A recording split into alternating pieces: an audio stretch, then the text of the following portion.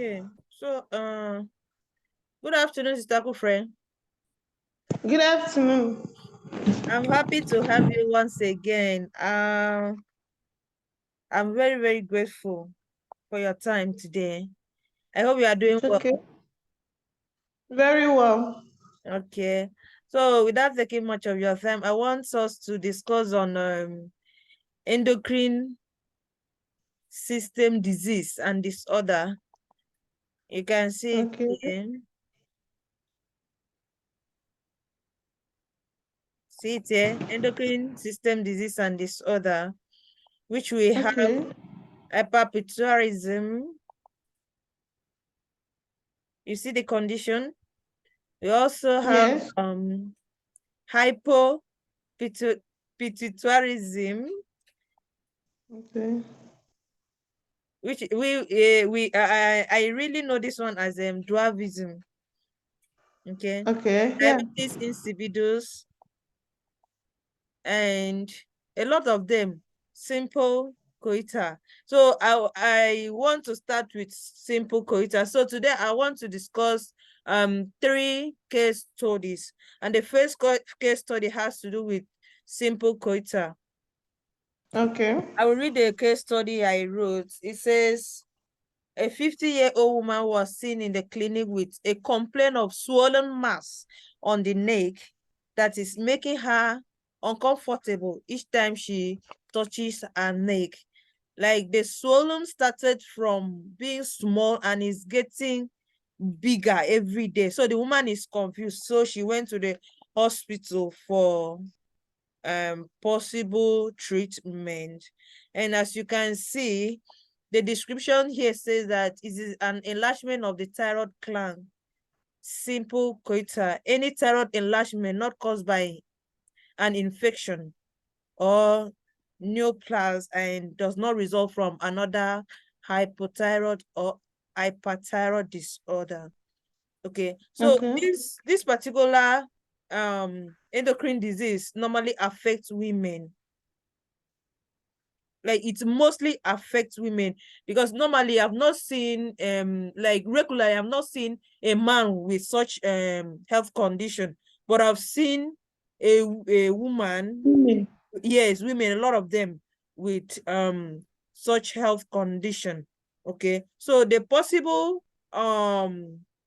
treatment for this particular disease is to reduce the size of the coitus, dietary supplements of iodine or T3 and T4 hormone replacement therapy, avoidance of known contragenic foods and drugs. So sometimes this particular disease can be caused by some food we eat. Like I know when I was in secondary school, I was taught that some of this thing is from the water we drink. From the water we drink, and what else? Food can cause this particular disease, and some is as a result of our immunes. Okay. Okay. I would like to share something because simple coita here in our locality, we have some women who pass through it, who have it. Okay. Now from the research, because there was one woman that was that liked doing program on television about some issues, some illnesses that women normally pass through. And that day I was so fortunate to come across her talking about this coita. And she made mention of one made mention one ingredient that is super related to coita, and that is salt. Yes, Okay. yes. Salt has a very important effect to developing of coita. Now, if you don't eat salt, if your body doesn't have salt, like you don't eat food that contains salt, definitely you will have this swollen neck. I don't know how it happened, but salt is one of the elements that bring out coita. Okay. And women's body are so delicate, and because of how stressful women normally are, and women are so vulnerable. So this particular disease take all of women. Okay, Yes, yes, when they don't eat properly, when they don't do when their food does not contain proper ingredients, and sometimes too much of everything is the disease. Too much please. of everything is not good. Even if you should have to eat the soul, you should not eat it plenty. And even if you want to abstain from soul, you should put small in your food. Okay. That is the reason why, okay, if you don't want to eat salt, why was salt created? Okay. And I can't believe there is any disease or yeah, you might have that might prevent you from eating salt. At least a little bit. Let it not be tasteful, but let salt contain a little bit in that food so Yes, that you cannot pass, you will not be able to pass. So can we talk a little bit about the treatment plan of this goiter? yes, like you've seen here from the screen, you see the treatment plan. Okay, like you talked about Yeah, the salt. Okay, to prevent it, you need to take adequate dietary intake of iodine. yeah, Okay, that is salt. salt, The yes, iodine is salt. yes. Yeah, So you have to take it not too much. You don't take it too much, and you don't take it too small, because like you said earlier, too much of everything is a disease. is Okay, a if you disease take it too much, it might affect your uh system. system. And if you don't take it, it will still affect you, like the quota is as a result of not taking the iodine. Okay, so as you can see, the prevention is adequate dietary intake of iodine. So I don't know if you have any other contribution or question. I love that because there's one thing I normally say that when you cook food, you finish, you see, like in these locality, people are not exposed. So Yeah, when you are done with cooking, some will use raw salt. salt, yeah, and put in the food. Actually, you are killing your system. Okay, you'd have just, even if salt is not coming out, eat it like that. Let it be adequate. Let Yeah. it not be too much, and let it don't, you don't even put at all. So put the adequate of it to be able to prevent this disease. So especially for women, especially more importantly for women, Okay. and make sure that you can, like eating a cotidianous food will also help, Yeah. like Yeah. um, food that vegetables, food that contains protein, normal, it will really help. All right. Thank you, Sister Kufre. I really like that. So we quickly move to the second case study. The second case study says a 30-year-old woman was seen in the emergency today complaining of not being able to conceive for so many years. She has been trying, and the husband is concerned with her infertility, and she's overweight. So, Sister Kofre, what did you think would be the possible diagnosis? Can you go back again to? I should read the question again. Should I read the Can take you the go back again? Yeah. Okay, I said a 30-year-old woman was seen in the emergency today, complaining of not being able to conceive for so many years. She has been trying, and the husband is concerned with her infertility, and she is overweight. That is all good. Okay, that should be, I think you really have it in your screen. That should Yes, be apocalyptic ovarian syndromes. yes. Okay. So Yeah. this is another endocrine disease that affects women. Okay, so let me show you how it looked like in the picture. You see the normal ovary we have, and you see the polycystic ovary. It has Yeah. small, like a water-like balls. all over it. Yeah. You have this symptom, you will be experiencing some abdominal pain, serious one, and you will be having irregular menstruation. Okay, and it's really affects women of reproductive age. As you can see, the Yeah. signs and symptoms, okay, is obesity. Amenorrhea here is like not seeing your period at all. Okay, Okay. you don't have a menstrual flow. Okay, obesity, infertility, pre-diabetes or type 2 diabetes, which is the blood that's supposed to be passing out from your body is accumulated inside your Mm. body, and you will be feeling overweight. Okay, so this particular disease can cause infertility in women, and it develops in the ovary. It affects, like I said, it affects women. And you can see Okay. the treatment plan here. It says medication to regulate the menstrual cycle, long-term treatment, long-term treatment considered Okay. to reduce the risk of diabetes, hypertension, cardiovascular disease, exercise, and diet. Wow, this is very, very important. So this particular disease can cause other how do I put it? Can cause other cardiovascular diseases, like you can see.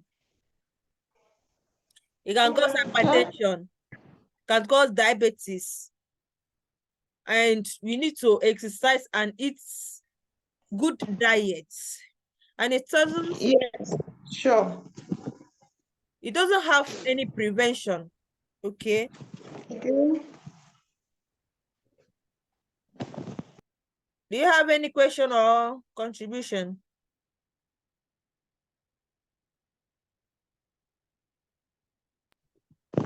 Yes, I do. So I don't know. Does it happen to all the women? Not all the women, 1 in 10 of female are affected by this particular disease. I even have a friend, while I was on mission, I have a friend who was like, whenever she's supposed to be seeing her monthly flow, she will be crying, shouting, pains, oh, pains, oh. So normally, the mission president wife will take her to the hospital and she will come back. The menstrual flow will come a little and then it will cease again. And now the young woman is married. We spoke yesterday and she was complaining of this particular thing.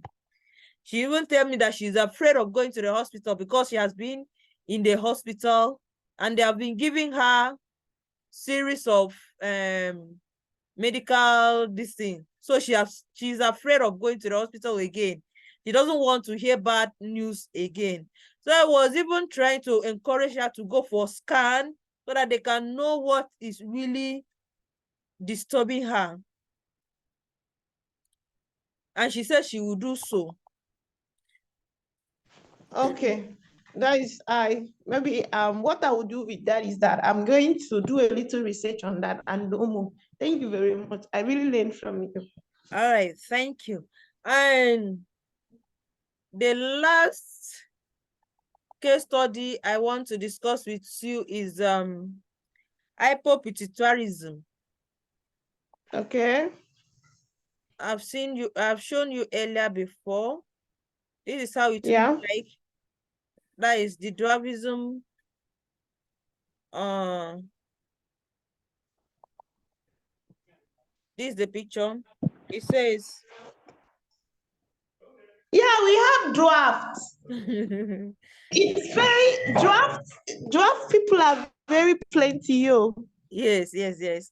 So, hypopituitarism or dwarfism is a condition, is an endocrine deficiency in which any of the hormones produced by the anterior portion of the pituitary gland are secreted at inefficient level or absent. Yeah. So there's this particular hormones that they are lacking, which is causing the short the the particular the shortness and this thing in their body.